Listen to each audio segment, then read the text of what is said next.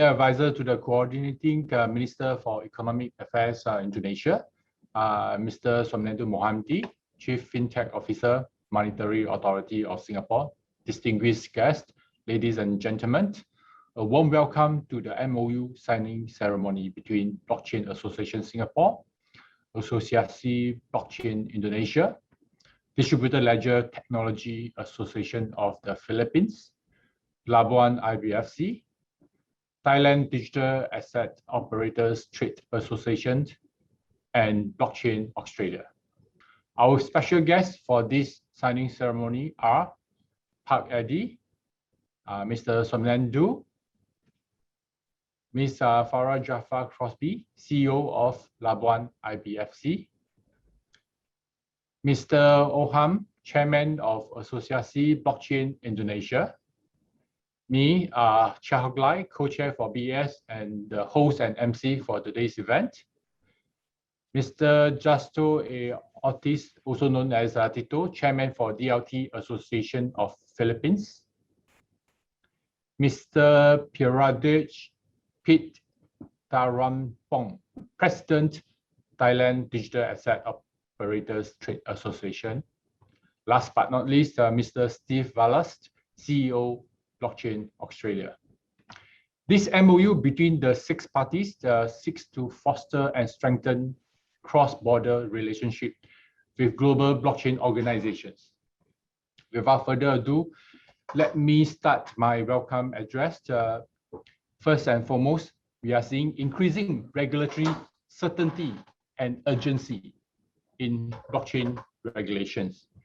The Financial Action Task Force, the global body to regulate financial transaction on money laundering and terrorist financing, 2 years back in 2019, released their first guidance on virtual assets and virtual asset service providers. But recently, they released an updated consultation paper, making references to the latest development in decentralized finance and even non-fungible tokens. So we can see the regulators are now up to speed in regulating this exciting new sector. We are also seeing increasing institutional interest in the digital assets industry. Locally in Singapore, DBS Bank started offering crypto assets to their high net worth customers and institutional investors. We have globally, we have MasterCard, Visa, PayPal, JP Morgan, Goldman, all offering various types of crypto asset services. Last but not least, we are also witnessing more and more large-scale blockchain implementations. The most common being in the trade finance sector, whereby we are seeing quite a number of consortium, whether is it Voltron, Contour, or WeTrade. Back in Singapore, at the national level, the Singapore government already start issuing educational certificates on blockchain. We also issued digitalized bills of lading using the blockchain platform called Trade Trust to facilitate cross-border trade. And more recently, we started issuing and verifying COVID-19 test results and vaccination certificates on blockchain called HealthCert. So really, this is no better time than have this collaboration. So I look forward to work with my collaboration partners to drive blockchain education, to share knowledge on the latest digital assets development, and to promote the adoption of blockchain solutions across ASEAN and Australia. Without further ado, I would like to next invite Peeradej, the Senior Advisor to the Coordinating Minister for Economic Affairs, to deliver his opening address. Peeradej, please. Thank you, Chia. It's very good afternoon for all participants here. And thank you for Pak Oham, my best friends. Dear colleagues, pandemic has caused disruption fundamentally. Before that, technology has also resulted disruption. So we are now facing twins disruption. It's time to restart. Most businesses shift their activities from offline to online, giving impact on change of jobs, mostly dominated by digital profession.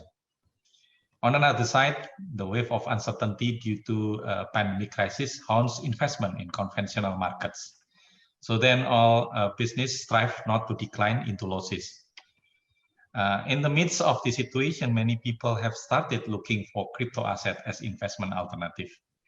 However, not everyone feel comfortable when facing volatility and uncertainty to deal with the crypto assets.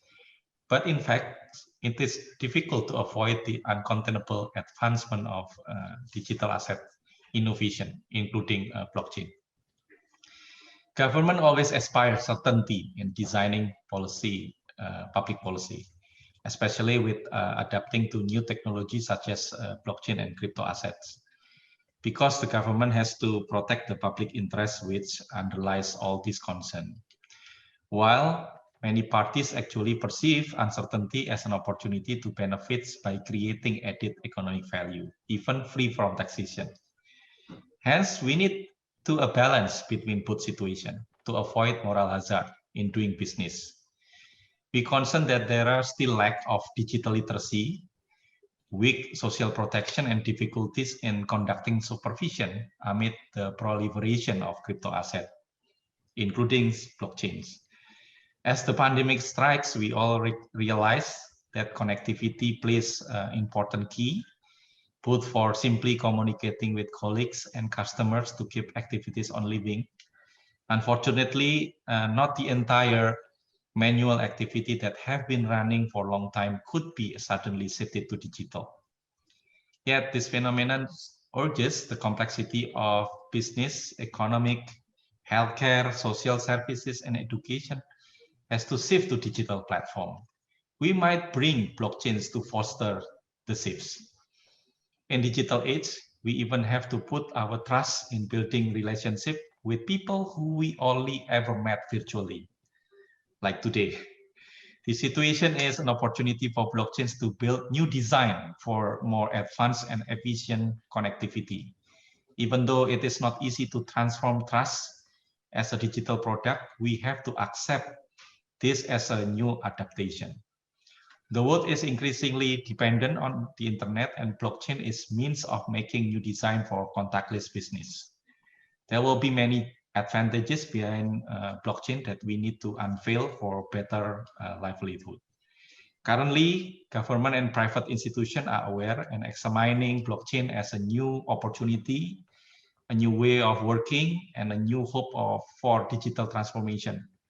As well as in many regions, ASEAN Plus has to pursue an integrated data and information infrastructure development towards the implementation of electronic-based system. Finally, I really appreciate the ASEAN Blockchain Consortium collaborative efforts and hope that this collaboration can be an actual way forward to establish the blockchain adaptation into various business and social services while putting consumer protection as a priority. So have a nice discussion and keep healthy for all participants. Thank you. Thank you, Pak Adi. Next, I would like to invite Mr. Somnendu Mohanty, Chief FinTech Officer, Monetary Authority of Singapore, to deliver his opening address. Mr. Somnendu, please. Hi, again, good afternoon to everybody, and it's good to see Hock has not let his passion go away as he takes this new role of pursuing what I believe his skill set has been, getting people together for common good. And I think we all owe Hock that he has managed to, with his unlimited energy, he's able to bring people together and drive quite a difficult topic like blockchain and build a common consensus around that. So Hock, all power to you as you move forward to drive us together, especially among the ASEAN countries, on certain thing which is very fundamental in my mind. And let me set the context why I believe the DLT and blockchain becomes a critical component. I think it's unfair to look at that in isolation. We've got to look at that in a more, let's say, 10 years from now or 20 years from now. What are the 4 characteristics which will change almost 30 to 40% of global GDP. And that's a lot of GDP which will have a shift because of this 4 technology and 4 shift. First thing I would say that there is a greater force now to start creating visibility on the condition of many physical assets we have around us. And what I meant is the role of IoT devices. I think that's the first point of change, that at the end point of everything we do, there is a machine, there is a device which is capturing the state of that asset. And that technology will shift almost half of that $40–50 trillion GDP, the way we think about products and services. The second piece of technology shift would be the exit of static computer program and shifting to intelligent computing programs, what we call as AI. Because the amount of data, amount of processing need, and the progress in technology has created that opportunity for programs to start becoming more intelligent, self-learning. Hence, they will substitute a lot of human GDP with automated activity and output. Hence, that will impact a large portion of the GDP next 10–20 years.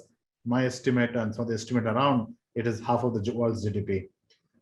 The third aspect which will switch is that the data demand, IoT devices, self-learning AI will create a need for a computing power.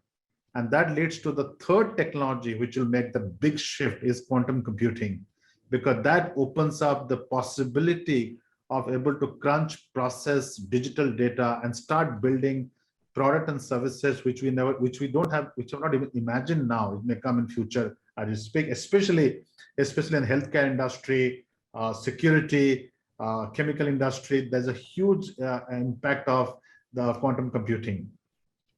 And then comes the fourth one, for the reason why Hock has bought all of us, is the technology is now tackling, which has been a problem for thousands of years, lack of transparency. And the source of truth in the data on which we all conduct our transaction. That has been an issue for years and years. I think DLT is solving that problem now. That now we can technically believe the source of the data, the provenance of the data, the trust of the system. It brings a new definition to the need for transparency. And once you bring transparency, there are 4 sectors which dramatically changes: logistics, financial sector. While being a regulator here, that's a sector which needs more transparency. So financial sector, healthcare, and the government themselves. One moving mobility, health, money, and the society at large. They all need transparency, and blockchain is going to play a significant role in building this infrastructure which will bring all of us together. So with that, this 4 stack, I think time is opportune time for ASEAN to come together and not only think about what can we do with this technology, but I think what Hock we would like you to push is fundamentally we should have few things in place. Can we build a cross-network chain which allows us to start building some kind of an opportunity to build apps on top of it? Can there be a blockchain sandbox? Can we create and identify key sectorial opportunity and have use cases and start showing to people in the ASEAN region that if we come together, here are the 4 or 5 opportunities we have for ourselves. And thankfully, as some of you mentioned, I think Hock was mentioning, during COVID-19, Singapore did the whole health certificate. Our university started issuing their degree certificate called Open Certs on the blockchain platform. We have heard Philippines also issued that treasury on the network. Banks are issuing bonds on the network. I think the road to production has moved on the blockchain. Now the time has come to connect the dots, build the standard, common policies, and move at a speed much before than what ASEAN typically tend to do. Well, ASEAN, there's a lot of discussion, a lot of talk, a lot of MOUs, but the real speed is questionable in terms of getting things out meaningfully. I think time has come for us to follow 3 principles. I want to end my speech saying that there are 3 things I want to ask the members here to look at. One is, how do we accelerate the concept of experimentation? Don't sit and write policy papers and discussion and do things. Do experiment, identify output, and do some real shift. Second, accelerate the process of commercialization. Policymakers should incentivize blockchain technologies to build product at a commercial scale. Last is drive adoption. Create the incentive to drive adoption for things which is built on the blockchain platforms that will create that real momentum for the shift we are talking. With that, I would end my short intervention and hand over back to you, Hock. Thank you, Somnendu. Next, we will start our MOU signing ceremony. May I invite the signatories, Ms. Farah, CEO, Labuan IBFC, Mr. Orham, Chairman, Indonesia Blockchain Association, Mr. Justo, Chairman, DLT Association of Philippines, Mr. Pitt, President, Thailand Digital Asset Operators Trade Association, and Mr. Steve Vallas. To have your iPad or smartphones ready. Next, may I invite our witness, Pak Eddie and Mr. Somnendu. Just a reminder, keep your camera on. Once you have finished signing, just lift up. Ladies and gentlemen, next we will start the panel discussion on the topic of regulations, innovation versus consumer protection. Let me hand over to the moderator, Nizam Ismail, CEO and founder for Eticom Consultancy and the chair of the Digital Exchange of BAS. Nizam, over to you. Thank you, Hock. Actually, just a slight correction. I chair the Regulatory and Compliance Subcommittee of the Blockchain Association of Singapore. It's my privilege to moderate a session. You don't often get one regulator in the room that you can engage, but today we've got 3 policymakers and regulators in this virtual room. So we're very privileged to be able to ask some hard questions, hopefully, just to provoke some discussion. So let's kick off. I think we don't have much time. My first question is to all 3 of you. And perhaps we'll start with the lady in the virtual room, Ms. Farah. But my question to all 3 of you is in one word, how would you describe your personal view of blockchain in one word? Ms. Farah? Scary. Scary because it's unknown. So for regulators, I guess, and I'm a quasi-regulator because, I'm a wholly owned subsidiary of the regulator. But for a regulator of people who belong, I guess, or used to belong in the legacy world, the idea of transparency, the way DLT offers it, the idea of uprooting systems, the way we're so accustomed to dealing with it, it's scary. It changes mindsets, it shifts goalposts. It really challenges us into a new place of being mentally and emotionally even, because you have to, in order to embrace change, you have to let go of some fears. So it's not as simple as a normal OS, I guess. It's a philosophical change. It's a personal challenge. But it's phenomenal and it is exceptionally exciting. And we in Labuan are very excited to be part of this digital transformation of the financial services industry. Wonderful. I like how you pivot from scary to wonderful. Pak Eddie, your thoughts. What is, in one word, please describe your personal view on blockchain. Coordination. In my experience for 25 years in the government side, blockchain is a new coordinating model based on technology that should be widely used to business process redesign across function and sectors amid the dependence of information and internet. So then the government must place fitted policy space in which accommodating the use of technology and social protection. So that's why I think blockchain will be a solution for the government as well. Wonderful, thank you. And coordination is quite apt because we have both public and private sectors in this virtual room across different regions. Yeah. So, it's easy to say, but it's very difficult to do. Okay, and Somnendu, your thoughts in one word. Okay, my one word would have been very strange, but it's a premium, lowering the premium of truth. That's my definition of DLT. because the world has grown on paying premium for truth, and DLT reduces that premium. Okay, technically it's more than one word, but you're the regulator. So if you want around one word is truth. I think truth. Okay, that's fine. Having formerly been a regulator, I think one of the difficult tasks is how you really balance innovation on the one hand and protecting consumers on the other. And I think it's about recalibrating that point of balance, or and rethinking where it is as we go along. My question to you, and this is for Farah,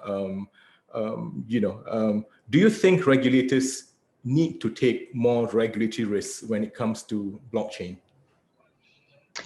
I'd like to take it a step. Well, let's move one step behind that, right? Before you can take more risks, you need to understand the creature. I think there has to be better understanding among legacy professionals, financial services, regulators, financial services players about what really DLT offers. What is the crux of it? I mean, I might be a bit late in the game personally, but in the last couple of weeks, I've started to try to begin to understand NFTs. And the idea of an NFT is phenomenal. To take something, that is as almost intangible as an IT and then package it. So, I think we need to understand things better first before we can assess the risk. I think the problem is that it's an ever-changing goalpost. How do you understand something as completely as a regulator in order to regulate a certain ecosystem when the ecosystem is growing faster than your understanding? And I think that is the inherent fear. And I go back to my original answer, which is scary, right? So that is the inherent fear that we can never keep up maybe. But as long as there is a better understanding of what the processes and the systems are, how it works, the proof of concept and all the rest of it, once there's a better understanding, then you have to go back to your risk appetite. Right? So what is a jurisdiction's risk appetite? What is the regulator's risk appetite with regards to this? And then, of course, and I know the other regulators I might not be too popular with the other regulators on the panel or quasi-regulators by saying that actually there is regulatory competition. There is jurisdictional competition. So then the question then becomes, first you understand the risk, then you assess your risk appetite, and then you look at the market and you decide, okay, where do I want to be in this competition vis-a-vis other regulators, vis-a-vis other jurisdictions? So yeah, in principle, like everything else in life, it's easier said than done, but enhanced regulations may be a way of describing what may be needed, but actually it could be a better understanding of the risk, a better understanding of the mindset. And I've said this a lot of times before. I think it is the confluence of the mindset of the players, i.e. The practitioners coming from a very open source environment, clashing against the very protectionism kind of philosophical ethos that regulators have. And that is also another big challenge. So yes, regulators need possibly to take more risks, but even before that, they need to understand the nature of the beast. So just a follow-on question from that. I think it's important that regulators understand the services, the offerings. My question to you now is, how would you think, how would the regulator then go on to understand the risk more fully? And this is where trust comes about. Right? So this is where engagement with industry, this is where we need to be able to trust the people developing the technology. We need to be able to understand that, the aims are similar. And so when we come to the table, we come to the table with one mindset. This is why the coming together of the FATF and the blockchain, the digital blockchain associations towards, improving VASPs and stuff like that, initiatives like that are phenomenal, not because it regularizes, the business, but it brings people together. And when people come together, there's a better understanding. And I think that is the bit that's most important. Confluence, trust, and a level playing field almost, you know. So it cannot be a situation where the regulator says, I'm going to regulate, you're going to listen to me. Personally, I feel that it has to be a coming together. Thank you for that. Pak Eddie, turning to Indonesia, what is your sense on the priority that regulators there has in terms of regulatory development for Indonesia? Yes, the priority are public literacy and rule of play. Blockchain development should ensure to provide benefits for many sectors, not only for financial sectors. I still remember 3 or 4 years ago, when there's a meeting with the senior official from Ministry of Finance, Central Banks, and then another ministries, they all refuse blockchains because they deal with the cryptocurrencies. And I only the one support for the blockchains because we want to know the technology. We understand the risk, but we understand the form of risk. We not always avoid the risk, but sometimes we can ensure the risk. So that's why then the homework is how to measure the risk and must be able to serve the emergent on complexity and increasingly diverse interaction of business and community. So it will further encourage change management and real work patterns, create consumer protection system, and regulate fair playing fields. But another issue is how blockchain can manage emerged data flow with trust. There is still no standard to deal with these issues because many countries also have an interest. Thank you for that, Pak.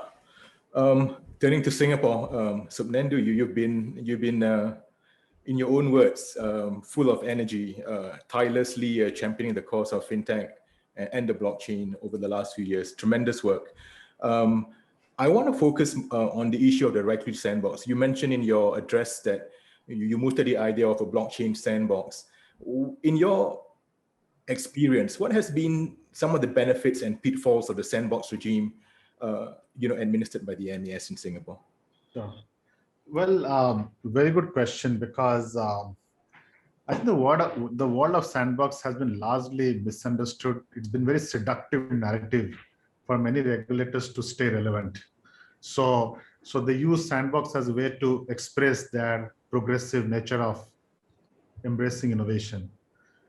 But the reality is that it is hard for regulators to front run their own desire to make a call on policy at a very early stage.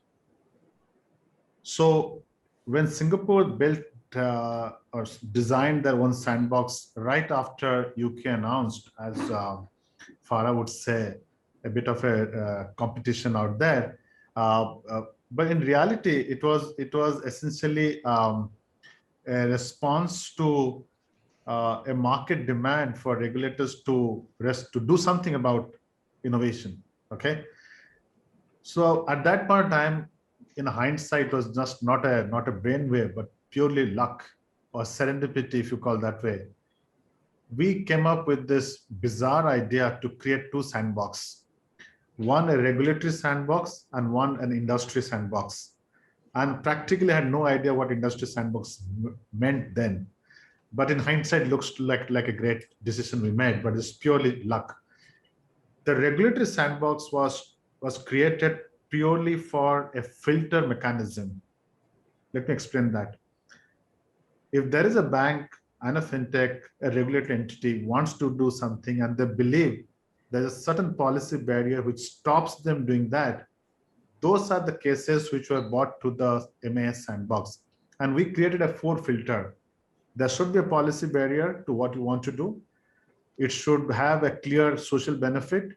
Third, it should have a clear innovation agenda. And fourth, it's a real system. We didn't entertain test system. Real system, real customer, and you should oblige to full regulatory expectation after you come out of the sandbox. Now, that 4 filter almost knocked out 80 to 90% of applicants. And out of the 80 to 90% applicants, almost 90% could not say what policy barrier existed for them to do that work. So it was largely a state of mind saying that regulators generally don't like. But I'll come to the real issue. The real issue was not there. So that was a little bit of a sandbox learning for us. And eventually we landed with 8, 9 graduating over 3, 4 years.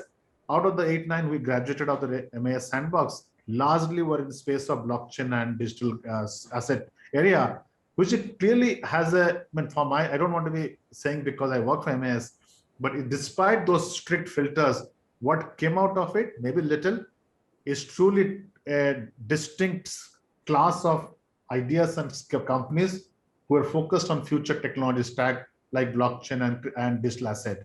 So that's something I would say to stand as an evidence of the value of a regulatory sandbox. Now, let me give a quick 1 minute on the industry sandbox. The 80 to 90% who fell off that filter are not bad ideas, but they had one of the fear, which somebody like Tito will always express, is called tech risk issues. Because there's a side of regulatory arm which looks at tech risk management guidelines. And many times it turns out to be very draconian because you almost tell the bank how to use technology, which is a strange way with all the risk to be taken care. So those required a separate sandbox where they can experiment with the bank. Banks can get comfortable with the technology before they start deploying in their own system. And we created something called the API exchange or the industry sandbox. While the product is still evolving, but that was the industry sandbox which was created to facilitate non-policy barrier ideas to take to get into the financial sector. So that's, to me, are the 2 blocks of sandbox. Now, why did I mention the need for a sandbox in my opening remark? Because I personally believe sandbox has created one good thing. It has created the habit of doing more experiment, writing less paper. So most of us from traditional policymakers have grown up with the idea of writing paper, doing consultation, years and years of discussion before they make a policy choice. I think with technology, we can get rid of that. We can reduce the paperwork, do more experiments, build more evidence, and create a faster decision making. Wonderful. That's good to hear that. Moving to Pak Eddie, we earlier touched upon the importance for regulators to understand the risks, and part of the process is about engagement of the private sector, the community. My question to you: do regulators actually listen to industry feedback? What are your thoughts? Yeah, this is indeed important. The government shall open a room for discussion with the community. And we did meet License Asosiasi Blockchain Indonesia. The goal is to accommodate ideas and jointly design ecosystem, if necessary, develop supports as a new tech industry. In addition, the government should encourage a collaboration to speed up the implementation of 4.0 industrial revolution. With that being said, we invite the community to provide proposal accommodating needs and interests for development. The challenge is how to literate many new technical terms of blockchains for policymakers understand, give supports in terms of policy space, and sometimes it is not easy.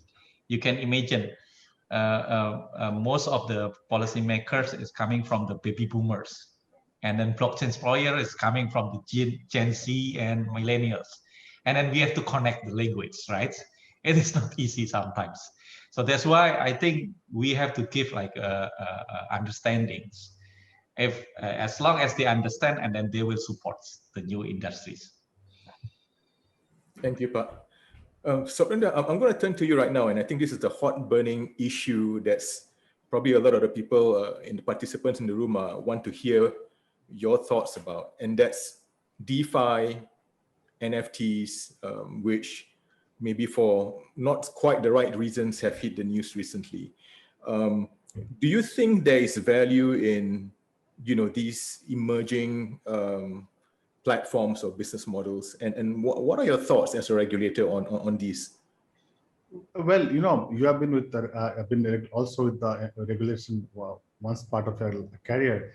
I think one of the things we all believe that any such ideas, when they start germinating, they're interesting, they create curiosity, and there'll be some anecdotal incident which will make them very popular. And the whole world, with the growth of social media and a highly networked world with mobile phone around us, our response to such romantic narrative becomes self-fulfilling, and we start believing that's the truth. But if you look at on the broader scale of thing, that little thing has happened. Somebody has sold a $65 million painting on NFT, and that seems to be the whole world is selling NFT. The reality is there are only a few little thing has happened, but we are in an echo chamber now. Everybody's in echo chamber. We are in a Zoom chamber. We are in a WhatsApp chamber. We are all feeding our own romantic ideas to ourselves and making it look like big in our head.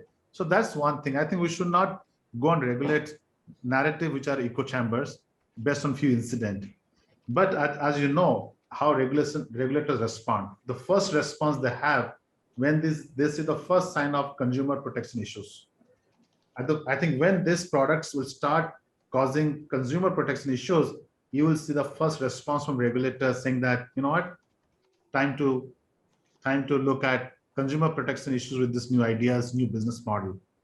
Once this product hopefully or maybe becomes more real and they deal with consumer protection issues logic in the right way, then comes the issue around are this product creating issues around money laundering, terrorism financing, and other issues which comes with any financial sector product. Then they deal with the ultimate risk of financial stability. So I think that process will kick off, but especially an NFT question, DeFi, we should let technology flourish, let the experiments happen. It's okay to have occasional romantic story around NFTs and DeFi, but let it move till it comes to a stage where we need to make a call how to protect consumers and the financial sector, broadly speaking, from any issues around stability or other regulatory consideration. Thank you. So it's about separating the romantic notions from the hard data and the evidence-based. We should be very evidence-based, not based on romantic stories. Okay, I'll turn to our friend from Labuan, Farah.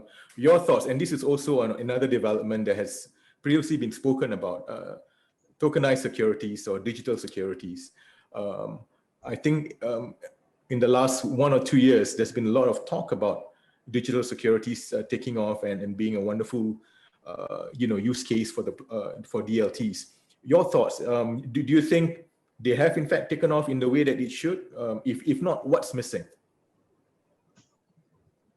It's interesting. I never thought that I'd hear the word romantic in one of these webinars. I have to say so many things, but yeah, you're right. It is a storm in a teacup. This painting has created so much buzz. With regards to tokenization, I think we've moved past the romantic stage and maybe a little bit more long-term relationship stage in that sense, maybe. Tokenization is in financial services, in box standard financial services, tokenization already happens, right? Because you look at a REIT, you look at a unit trust.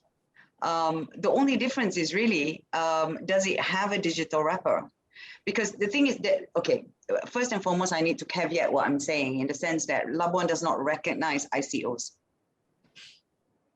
Okay, we are very concerned about non-asset-backed tokens. Because there is no way of verifying the IM. There's no way in really verifying the promoters and things like that. But when it comes to some asset-backed token and STOs, we're very open to STOs because we feel that really it's in the thinking of what an STO is.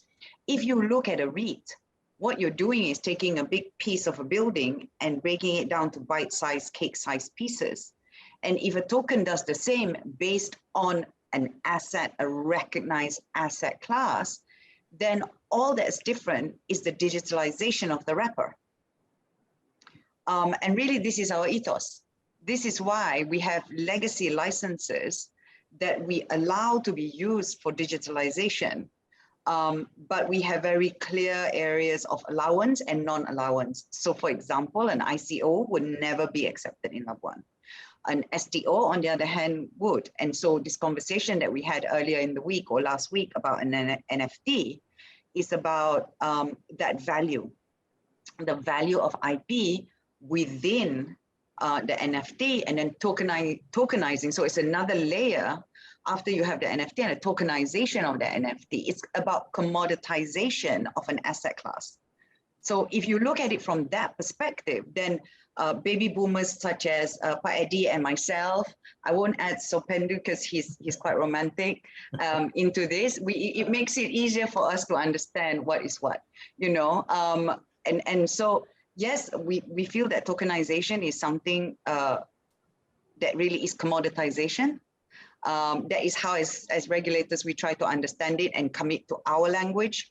But then it's very important for us to try and understand really the DLT wrapper that sits around it, because obviously the wrapper has the ability to disguise what's inside, right? So that is the bit of technology and understanding and that risk-taking, all those questions you asked us earlier. That is where it all comes about. The tokenization, in my humble opinion, is commoditization. You know, Nizam, can I come in quickly? Please do. We got to segregate between things like NFT from tokenization. Tokenization to me is the next stage of dematerialization of asset. Because what we did many years back, we took physical asset, physical paper, dematerialized to electronic paper. Now we are fractionalizing the same paper for asset distribution. Yes. And to me, that's tokenization. I think regulatory response to that will be very clear and will be very, very swift, and it will encourage further tokenization because it is actually a progress of that state of asset. Well, NFT is more of a very futuristic way of valuing an asset, which is a digital asset, which I think my son and his son will perhaps value more, but that's the product to be seen. But tokenization is real. It is a real stage of shift from dematerialized asset to fractionalized asset.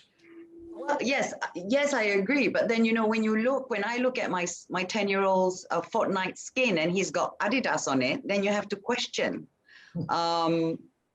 you know, fungible tokens. Yes. You know, you have to think about that because our understanding of what's real and chewable isn't necessarily limited anymore. Yes, absolutely. I agree with you. I think that's a perception of asset which has changed. Yeah. Yes. Okay, great. I now want to shift the discussion to more an ASEAN focused thing because we've got different representatives of ASEAN. You know, traditionally for a fintech firm or a blockchain firm operating in different states in ASEAN, the challenge has been meeting various regulatory requirements in jurisdictions with different legal traditions. So a lot can be said about enhancing efficiency. There are different rules on ownership restrictions or foreign ownership restrictions in different jurisdictions. And, you know, so we're not number one in terms of efficiency in the world. But the nature of fintech, the nature of the blockchain is that it doesn't recognize or it doesn't see borders. So there's an inherent ideological clash there. Maybe I'll start with Pak Eddie, your thoughts. Do you think it's time for ASEAN to look into some form of harmonization and, you know, address maybe something as basic as foreign ownership controls? Should there be a start?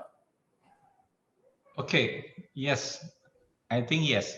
In fact, digital transaction and e-commerce have no longer boundaries.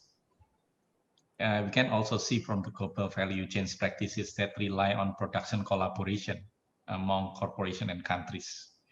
So then together we cater the global demands, not only domestic. And this is normally encourage business mobilization to areas that have more resources. If collaboration generates mutual benefits, cross-border business are always in demand.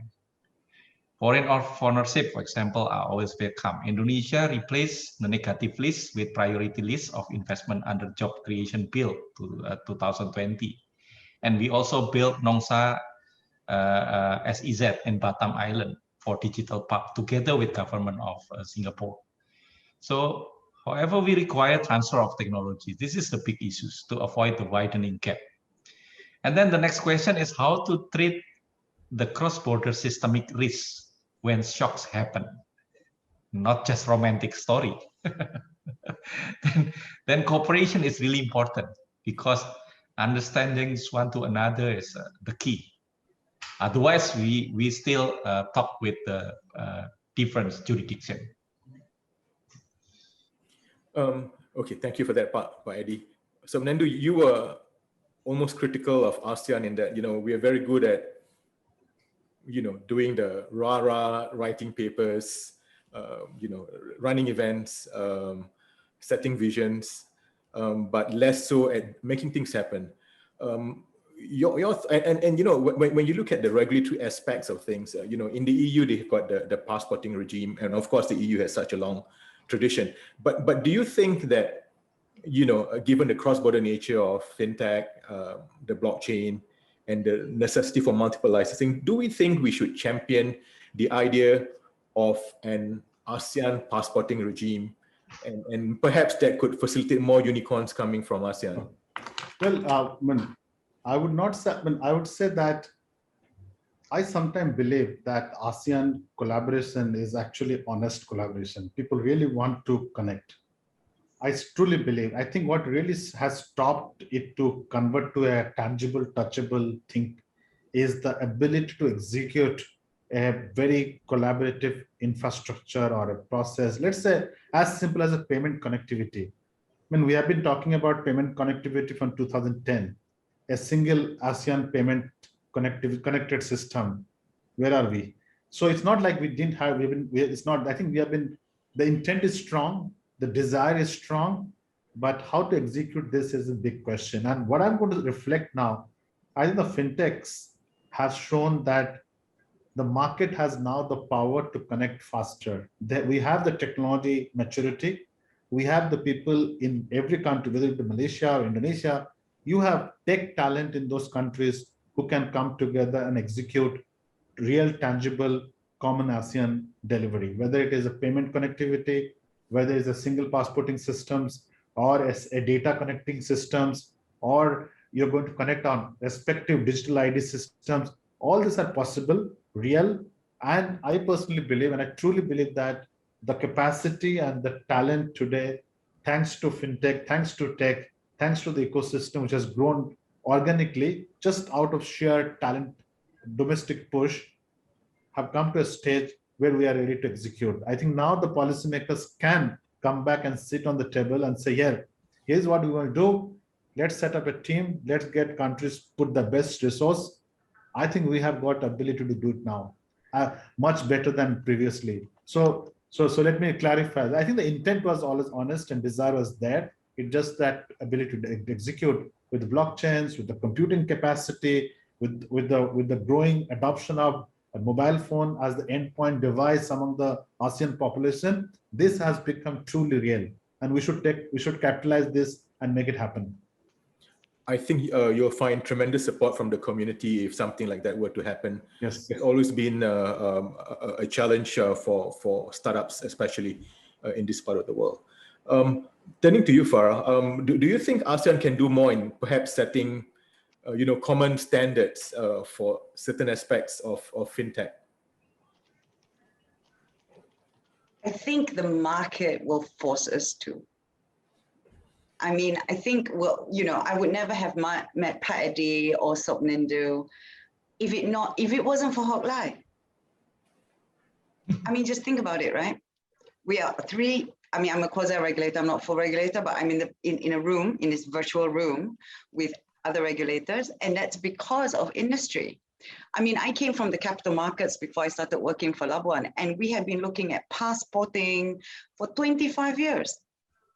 But the players never forced us to the point where the industry, the DLT industry, the DFS industry is forcing regulators to look at themselves in the mirror. And I think in a way, what Sopnendu said earlier is true.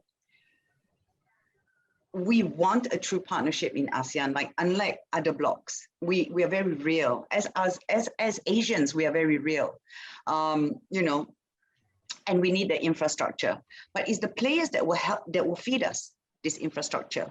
You know, imagine a situation where licensees are recognized on a DLT, right? That is created in a JV between regulators and the industry.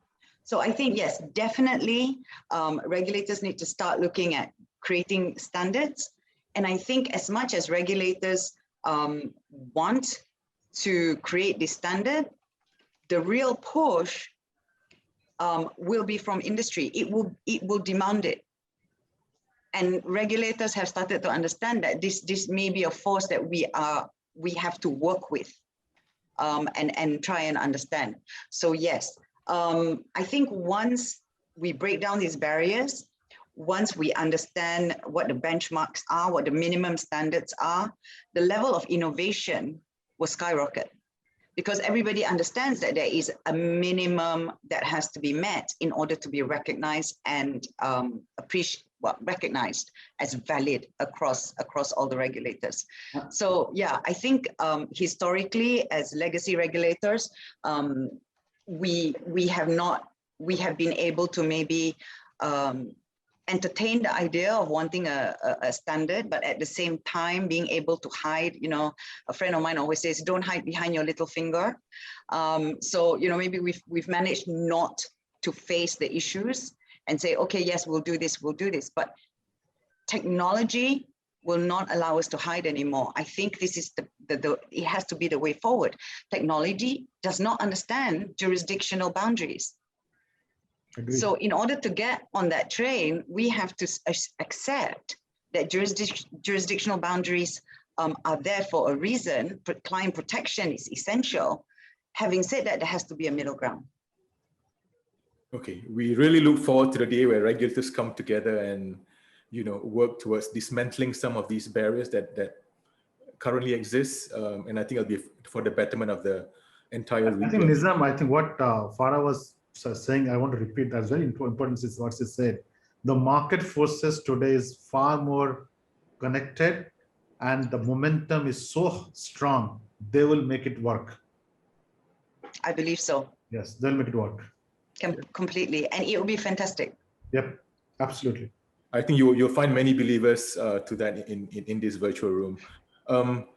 You know, I now want to turn to Pak Eddie. You earlier mentioned the importance of, you know, getting some very tangible benefits from the blockchain into the broader, you know, economy. My question to you is, from your experience in Indonesia, have you seen fintech? Have you seen the blockchain making very tangible, real-world impact on the broader economy? Okay, based on data and experience, fintech sector in Indonesia shows strong growth potential. Now we have at least 322 companies officially recorded by authority. 15 are fast growing. Yeah, because we have a modality of demographic for fintech development. 274 million people, 84% below 54 years old. So I mean they deal with the technology. And fintechs also help financial inclusion, especially how to grow some sectors like corporate services, pension fund, communications, and another real sectors across islands, because we have very many islands that cannot reach by bank. But several studies also show that a new and innovative business in fintech is disrupting the financial services. So that's why the government's proactive to deal with this. How then we have to collaborate the capacity of fintech with the conventional financial system, especially banking, to work together complementary between traditional banks and fintechs. And the other one is we also have another challenge, mostly fraud and debt collection misconduct. Finally, Financial Supervisory Board must work harder to solve these challenges. And we have to raise the public literacy, how to access fintechs, especially how to imply the KYC, for example. And another thing that we need to roll out a finance and accounting solution to help SMEs. So that's why I think if we can combine blockchain system under the financial system in the fintech, so we can also help this one.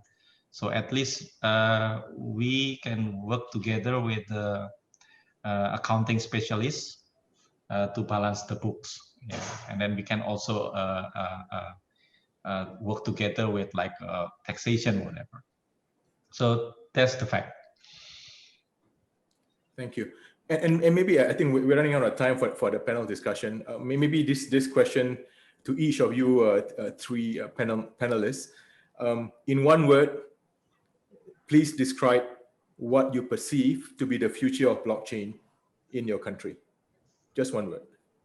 Future of the blockchain. For me, literacy. Literacy. Yes. No one always know about blockchain. Wonderful. Farah, your one word? Revolution. It will revolutionize everything. It's the fourth, fifth industrial revolution with quantum computing coming in as well. And the IoT, DLT is just the engineering piece of everything else. So it's a revolution. And for me, it will be Internet 3.0. That's the next internet. That's it. We have to shift to that next Internet 3.0. And DLT will be the backbone, IoT will be the delivery, quantum computing will be the power, AI will be the program. And combining all four will drive that. And I'm quite excited, especially the ASEAN market. I'm super excited that ASEAN is perhaps one of the most vibrant region, very common culture in many sense with this technology, with the 500 million plus people. And AD, who perhaps will hold the key to our success, given they are 25–30% of the population of ASEAN, will help us to build a truly a global common, but ASEAN first opportunity. Thank you. Thank you very much to the three fantastic panel members for your very incisive thoughts. I'm sure the audience, if they're here, you're here before live audience, you have a very rapturous applause. So thanks again. And it's been wonderful moderating the session, and I hand you back to Hock. Thank you, Nizam. Yeah, we have a very romantic discussion in the regulatory panel. Let's invite the signatories again for their keynote speech. So we will be inviting Ms. Farah from Labuan IBFC. I just want to thank the industry for bringing us all together. I mean, it's very rare actually to find a situation where the industry has managed to bring the regulators together in this virtual room, the players across the whole of ASEAN plus Australia as well. So all I'd like to say is congratulations to industry. Congratulations to everyone in the room. I'm really excited about the possibility of further educating ASEAN on the beauty of blockchain, the DLT, so that we can really fulfill the potential that this operating system will create for the region. So thank you once again for this opportunity, Hock and everyone here. I look forward to further interactions and getting our hands dirty, pushing the DLT agenda. Thank you very much. Thank you, Ms. Farah. Next we have Ms. Oham from Indonesia Blockchain Association. Okay, thank you, Hock. So first of all, I'm honored to be part of ASEAN 5+1 Blockchain Consortium. So as we all know, Indonesia has the highest digital rate adoption. So the only logical reason why we need to push this MOU is because ASEAN has a quite big market of, as mentioned before in the panel, of underserved and underbanked market. So it is a challenge that we need to tackle together, only together, in order to have the capacity to leapfrog makes ASEAN the leader in the new era of blockchain and the upcoming revolution. I think that's all from me, Hock. Okay, thank you, Oham. Next, can we have Mr. Tito? Okay, thank you and good afternoon to everyone. I mean, I'm really excited that we finally got around to signing this MOU among ASEAN +1 Blockchain and DLT Association. It's a great beginning for more cooperation and learning, regional connectivity, hopefully with the primary focus of commercializing use cases, not only in the digital asset space, but more importantly in the enterprise blockchain space, where I think that there are clear benefits in productivity, efficiency, effectiveness, by lowering, as Sopnendo mentioned, that premium on trust and substituting the middlemen that provide this trust protocol that's costing the economies a lot of money by one that is based on cryptography and code, right? So the transparency, the immutability, the smart contracts clearly are gonna make a great difference in terms of human progress, in terms of productivity and GDP. And I think the ASEAN plus our partners in Australia can be at the dynamic epicenter of this change. It requires us to change how we think, to change how we do things. We need to unlearn, learn, and relearn, but we have the talent, and most importantly, we have the opportunity to collaborate together, make a difference, and really contribute not only to our own communities, but to the global community at large. So it's really quite exciting, and thank you, Hock, for putting us all together. Thank you, Tito. Next, can we have Pete from the Thai Digital Assets Operators Association? So the Thailand Digital Asset Operator Association was actually created less than a month ago to sort of discuss about, like, you know, how do we talk to regulators in a more unified manner, right? So actually, I'm super excited to be signing this MOU. I'm super excited to hear what issues others are facing, how they've dealt with it, and also learn what the regulators from other jurisdictions are doing as well. Yeah, I think there is a lot we can sort of share and learn from each other. And I hope to bring, I mean, I'm the president of the association, but I hope to bring others in the association more into the conversation as well. And also, I see today, actually, there's in the participants, there are regulators from Thailand, including the SEC and the Bank of Thailand as well. So in the future, I hope that there will be more opportunities for conversations across regulators and across different associations. Super excited about this.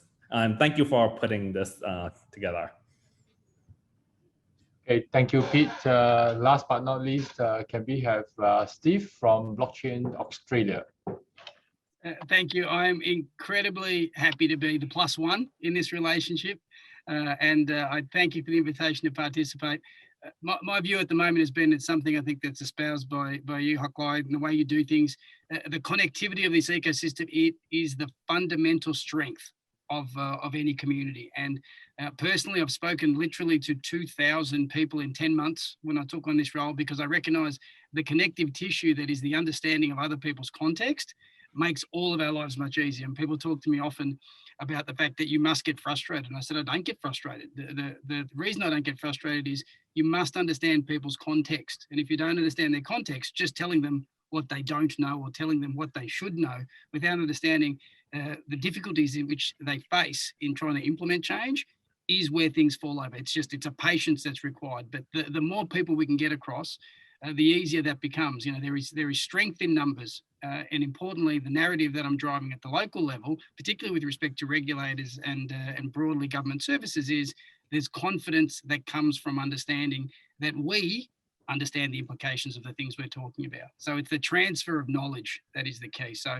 I think this initiative is a fantastic exercise to satisfy that requirement that says, let's transfer knowledge locally, let's transfer knowledge within countries and within the region, and ultimately export that to the rest of the world and let them know that as a bloc, we understand what's important in different jurisdictions and that we seek to support each other in driving those initiatives forward. Thank you very much for the opportunity to participate. Ladies and gentlemen, we have come to the end of today's program. Thank you for taking time off your busy schedule to join us this MOU signing ceremony and the exciting panel discussions. We wish you a pleasant day and enjoyable week ahead. Thank you.